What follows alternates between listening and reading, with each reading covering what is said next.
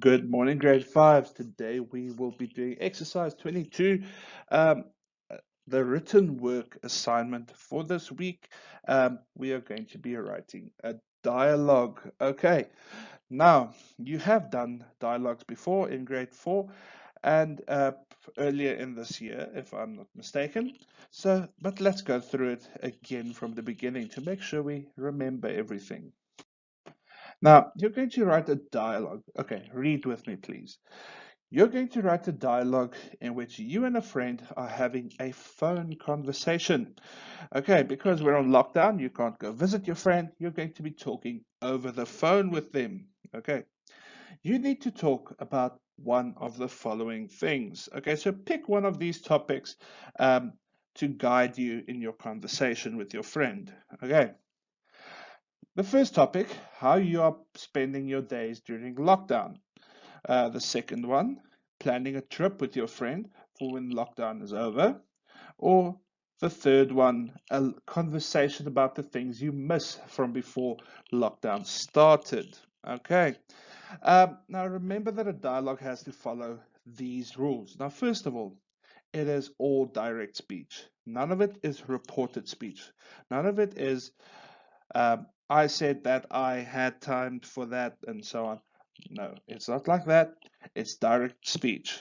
Um, in other words, you are talking directly to the other person, or these characters are talking directly to each other. Now, a dialogue is in the present tense. In other words, you can't have this in the past tense because this is a conversation that's happening right now. You won't, you don't talk to your friends in the past tense when you talk to them. You talk to them in the present tense. Okay. Now, a dialogue does not have any quotation marks. Now, quotation marks, also known as inverted commas, or in Afrikaans, aanhalingstekens, you do not use them when you do a dialogue. Um, a dialogue, we have the space on the left-hand side where you write down the person's name, and then you write what they say on the right-hand side. Because of this way that we do a dialogue, the way it looks, we do not have a quotation marks. So if you do quotation marks in a dialogue that's for marks, for example, you will lose marks. So leave the quotation marks out of it. Then, no sound effects. Okay, this is not a play where you have to add sound effects so that the actors know there's going to be that sound effect and so on. This is just a dialogue. In other words, this is just the way the two people talk to each other. No sound effects may be used, like ring ring for a telephone and so on, or knock knock for a door and so on. Leave sound effects out of it. Okay, your dialogue may only have words. Then you may not use descriptions of things your characters are doing because this is not a play, it's just a dialogue. I know many people would like to, for example, say in in uh, in hakkies, like we say in Afrikaans. Um, uh, Johnny goes to answer the phone, and then, hello, Johnny speaking. Like I said, this is not a play. You don't add descriptions or sound effects to your play in order to try and pick up a word count. Don't do it. We're simply just working with the words. Okay.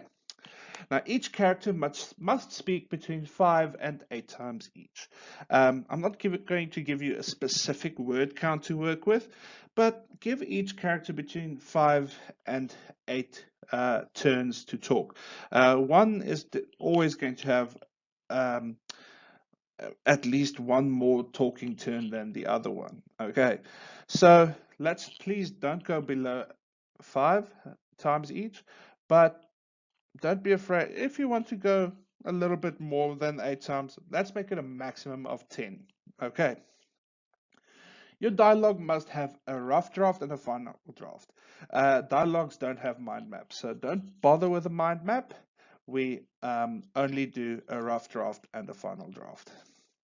Then remember to have a line open between each speaking turn your characters make. Now, usually when I give you work to do, I ask you not to leave lines open, but when we do a dialogue, we have to leave lines open between our characters' speaking turns. Okay, now what I want from the rough draft.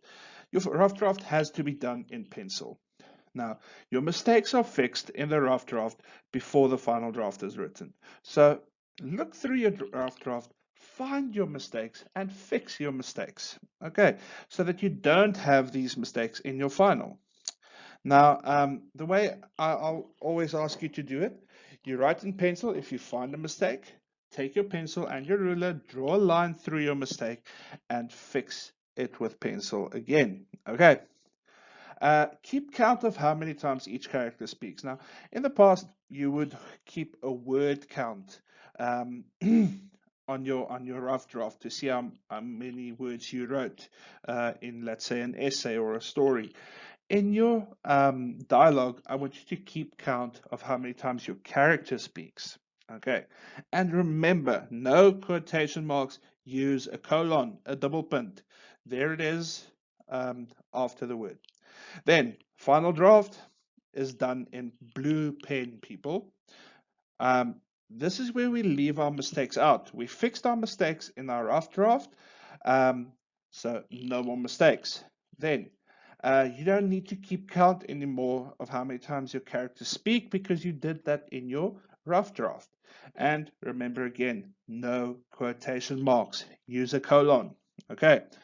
Um, if we have a look, this is how I started off with mine. Exercise 22, 13th of May 2020, written work, writing a dialogue. Now I've given myself a heading, the rough draft. Now as you can see, everything is in pencil. Okay, now I drew a line using the width of a ruler between the red line and the line I drew. I drew a line right down and I wrote the names on the left hand side of that line. And if you take a closer look, you'll see when we start at the top, we have Steve's name and Tony. These are my two characters who are talking to each other. And there's a 1 next to each one there because I'm counting every time each one of them talks. Okay, so first of all, Steve speaks first.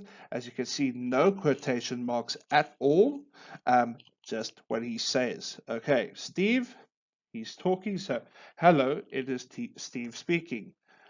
Then Tony's turn. Hello, Steve, it's Tony speaking. Can you see how I fixed my mistake over there? I drew a line through it and I wrote the correct one next to it. How are you doing? Okay, remember I asked a question, so I add a question mark at the end. Now, it's Steve's turn to talk again. As you can see, there's a 2 next to Steve. It's his second turn to talk. Again, I'm doing very well, thank you. How are you?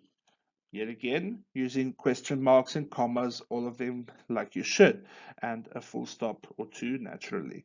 Then again, Tony's second turn to talk. I'm doing very well too. Um, I'm just very bored. This lockdown is very boring.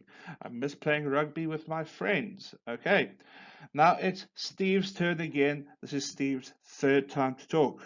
I know exactly what you mean. I would do anything to play with you and all our other friends. Okay, and I've stopped it there. Now you can see from what you've read that I've chosen the topic of um, what I miss from or what these characters miss from when there wasn't a lockdown, from when times were normal. Okay, so yeah, that's the topic I chose. Um, as you can see, each turn, each character speaks is numbered on the rough draft. As you can see, I leave a line open between each turn. Okay, let's have a look at my final draft. Here you can see my final draft. Again, I've given it a heading. Again, I've drawn my line with the width of a ruler, die breedte van 'n liniaal. Um, I've stopped numbering all the turns my characters have because it's not necessary. We did that on the other side, so we know how many times each character speaks. And if you look through, you'll see all the mistakes I made in the rough draft have been taken out. I've only written down the final without the mistakes. And the dialogue is pretty much the same thing. Here and there I've changed the word a little bit, as we do from our rough draft to our final. But further on, um, this is where we do things neatly. This is where we do our final. Okay. Um, Further on, that's all we're doing for this week. Have a lovely weekend, grade fives, and I'll talk to you again next week. Thank you. Goodbye.